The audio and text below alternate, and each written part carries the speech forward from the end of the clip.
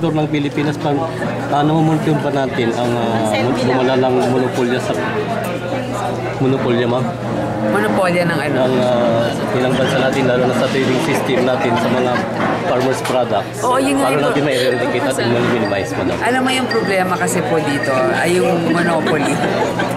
Habang kinukunan, nagsasalita ako. Yung gusto, selfie na nakabuhay video.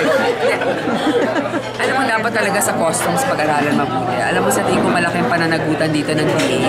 Yung kanilang quarantine procedures. Tapos ang isa pa, ang mahirap dito ay napakamura kasi ng kalakal galing sa ibang bansa. Tapos yung ating mga magsasaka, luging-lugi sa nila sa kanilang mga ginagastos. So, tignan natin, bago yung ating Customs Commissioner. Pero sa tingin ko dapat merong coordination ng Customs at saka yung Department of Agriculture para yung mga pumapasok na mga illegal na ganyan na nakakapatay sa industriya ng ating pagsasaka ay mawala. Huwag mong payagang lupuhin ka ng kapwa mo.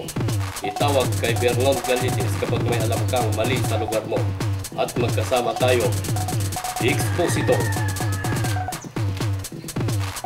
Panoorin ang live issues at expose sa www.youtube.com/Ilocano Observer.